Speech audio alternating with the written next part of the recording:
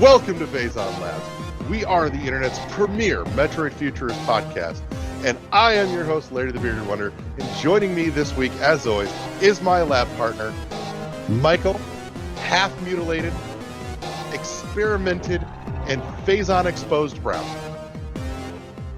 Well, I'm glowy now. It's useful. Uh-huh. Why do you think I cut off your hand and put it on my nightstand as a nightlight? To give me the arm cannon, like you said?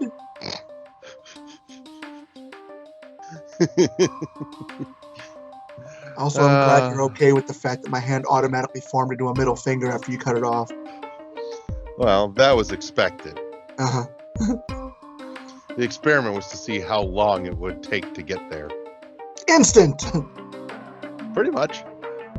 Hypothesis confirmed. So, walking personification of fuck off. So, every week, we get together and bang our science rocks together to make you a new Metroid pitch idea. And this week, Michael brings us some goodness to the table. What you got? Alright. So, like I said, like you did last week, I'm going to let you choose. Do we want whimsical or do we want serious? Oh, I want to go deep. Let's go serious here. Okay. And you knew this one was coming from me. It has to, okay? Uh-huh. I want a Metroid type game in the vein of Castlevania. Okay. And I think this would be the perfect opportunity to use the Metroid suit as your primary suit, her not having a choice. You're hitting awfully close to one that I'm sitting on for a future episode, actually. Yeah. Uh-huh. We'll get to that later. But I'm talking, like I said, her power is literally, like, after she fucking destroys an enemy, she literally basically just walks through the goo and it absorbs that. Yes. And as I said, I think at this point, you can go dark with it. Like, the story has to be something ugly. Because this is the exact opposite of what she's been fighting for years. And now she's hell-bent on both reining it in, but using it as best she can because she doesn't have a choice. Mm-hmm. So what do you got? Part of me is skipping straight to the final fight with Dracula to see who can out-drain the other. Oh my god, yeah. The power button, you both have literally a power button. It's a teeter-totter. Mm-hmm. Oh. I'm not quite sure how the fight will work, but I want that to be a thing, damn it. Every attack, like, I think almost you would have to use the melee counter. Mm-hmm. And every attack drains from them and gives to you, and vice versa. You could also toy in with the grapple beam that way too. Oh yeah, grapple beams. Prime 3 used the grapple beam for energy transfer. Yeah, kind of like the what was it, the fish fight where you can latch onto the one on the wall and just fuck him up. Exactly. So, I mean, like I said, Prime 3 took that idea even further because they had an ability that modified your grapple beam where you could, like, use your energy to siphon through the grapple beam to power certain things up or to drain power from certain things. Oh, I like it. Mm-hmm. When you drain power from stuff, did it power you up? Yeah. Nice. It refilled your health slightly. Clever. So, it was really neat. I wish it had gotten used more, but it was a real late game. Yeah.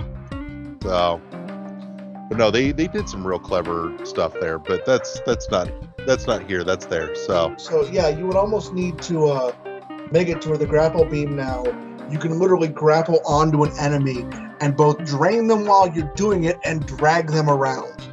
yes. And that is how the Dracula fight works. That's the main mechanic. Like, you drag his ass off balance, missile him to the face. Yeah. Because just imagine the first time he takes a missile to the face and goes, "Oh, what the fuck?" I mean, it wouldn't be the first time he's been exposed to projectile weapons. We did have firearms in Castlevania over the years. Yeah, but not like this. Nothing sci-fi. This is true. This is true. Oh. And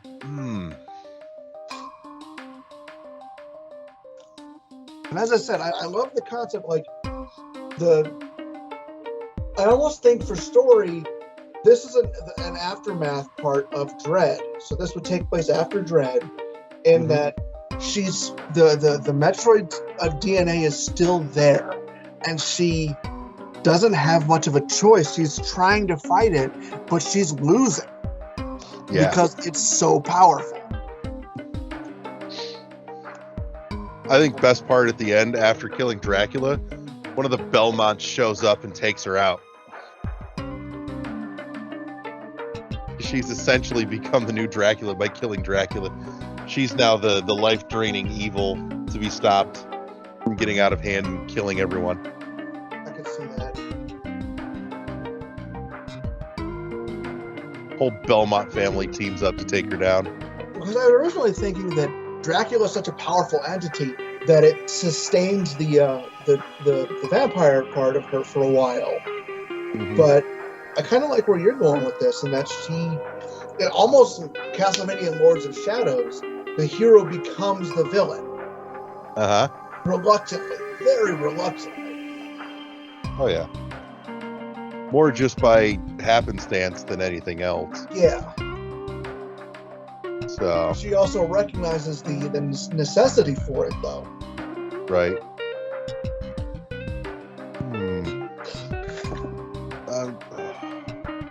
What if you play through the game, jumping back and forth between Samus and a Belmont, trying to get to the same point?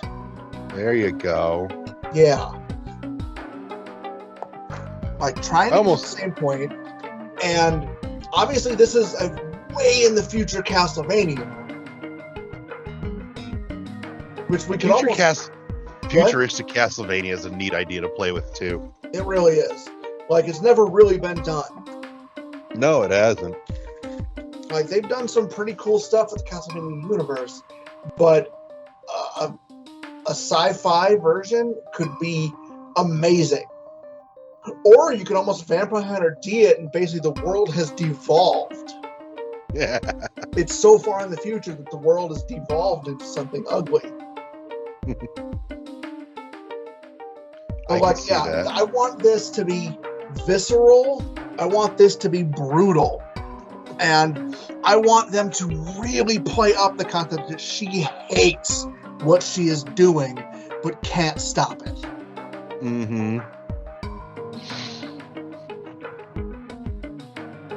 What if your occasional, data rooms, so to speak, essentially put her in touch with Dracula, who's really just coaxing her along this path? Coaxing how? What do you mean? Encouraging her to, kill more and more. Because he thinks because he's Dracula that she'll be a new minion. Not realizing that she could fuck him up.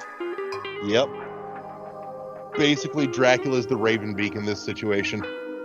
Yes. I could see that plot device working well. And as I said, I like the concept of jumping back and forth between a Belmont to Samus to Belmont to Samus. Like, imagine a Belmont loaded with guns and the whip. The vampire killer. Oh, I'm imagining it. It makes me happy inside. Until that was said, I was thinking about this in a 2D platformer, but I almost think if we're gonna go that route, a Devil May Cry style might work better. Ooh. Yeah. That could be because fun. The Castlevania series could easily lend itself, if done correctly. Yeah, that's the hard part. Yeah, to a Devil May Cry style. Over the top, fast as fuck action. Castlevania's never had a great track record with 3D, but I don't think it's that it can't be done. I just think that it hasn't been done. The Lords of Shadow games were good. They didn't feel like a Castlevania is the biggest problem with them. Yeah. Like, they tried to make all the Castlevania story beats, but it just still never felt like a Castlevania game. I really did love the story for the Lords of Shadows games, though. I think that was Mercury Steam, too, actually. I believe so. So there's an irony in there. I mean, you know, if you pass this off to Mercury Steam, they've technically, you know, gotten to play with both franchises. You almost couldn't ask for anyone better to put them together. Right. So now here's the humdinger, because both series are legendarily known for their music. How do we smash it together? I think you just nailed it. Smash them together. Like, imagine the hard rock versions of the Metroid type stuff. Like, I think it could be done. I almost think the music, since we're switching characters back and forth, the music should be almost reversed from one another. Samus gets the Castlevania music, whereas the Belmont, whichever Belmont is going at this time, gets the Metroid type. See, my brain is thinking like gothic style Metroid music. I could be okay with that too. Like, you get the whole organs and everything, and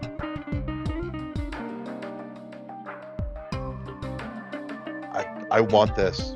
I come to think of it, I'm a little stunned. I've never come across like Metroid Castlevania mashup remixes.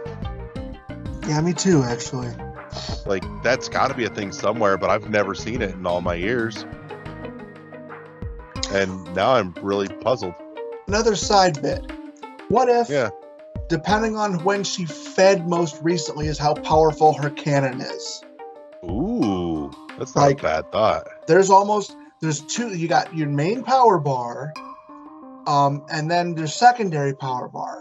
Your secondary power bar drains as you fire. So you have the ability to use the death murder beam, but you drain that shit super fast. And if you drain it completely, it starts eating your power. That's interesting. I'm not opposed to this idea at all. Yeah.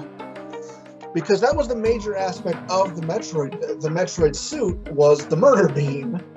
Like, it fucking evaporates everything it touches. So imagine if you have the ability to use this.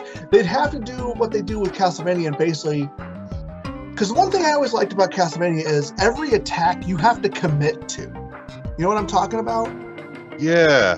Yeah. Like, once you hit that button, you're in it until that whole animation cycle's done. Same thing with your jumps in the original Castlevania games. You couldn't really maneuver once you committed to the jump. They would kind of have to add a little bit of that into Samus's gameplay. Mm-hmm. I also think it'd be interesting, though, to see the Belmont play a little more... a little more loose. A little more agile. Yeah. More acrobatic prowess. Again, Devil May Cry style. Yeah. I could see it.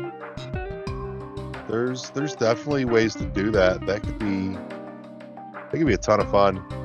I mean, if it'd be kind of neat too if the two of them were, not all the time, but picked up occasional abilities and powers that are native to the opposing series and see how they work into their characters. Yeah. So, like, she gets the secondary weapons, like the boomerang and the daggers. I don't know, I'm picturing her turning into a bat of some sort. Oh my god, yes. No, you know what? She turns into a little larva Metroid to fly. With bat wings. Yes!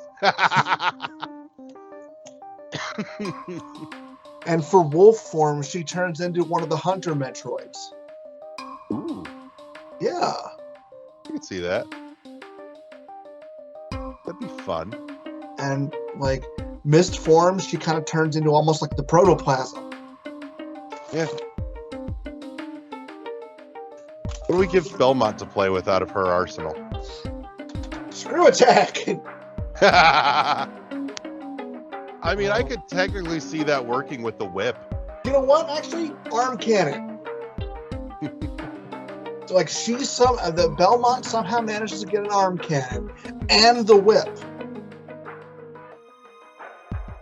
The arm cannon uses holy water as ammunition, though.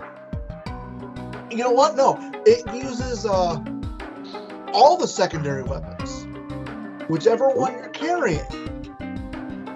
So you get different cannons based on those, plus the super attacks, also based on what your secondary weapon is. It's totally wild and out there, and I'm here for every bit of this.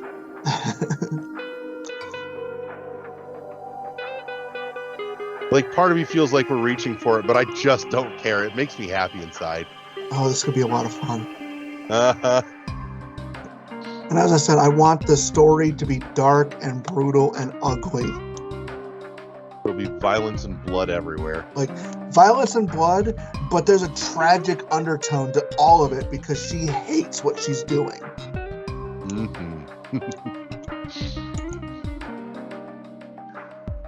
What a miserable pile of secrets is Metroid. Plus, tiny Metroid with bat wings. Yes. I'm surprised you're not like sketch doodling that right now. Shut up.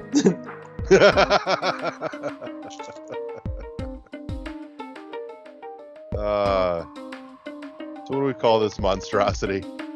I don't know what. Metroidvania. I'm kind of okay with it, actually. I honestly, I think it's a good way to go. It's like kind of the ultimate crossover, really. Yeah. Oh God. So the question is, do we give this envelope to Sakamoto or to Iga? Ooh.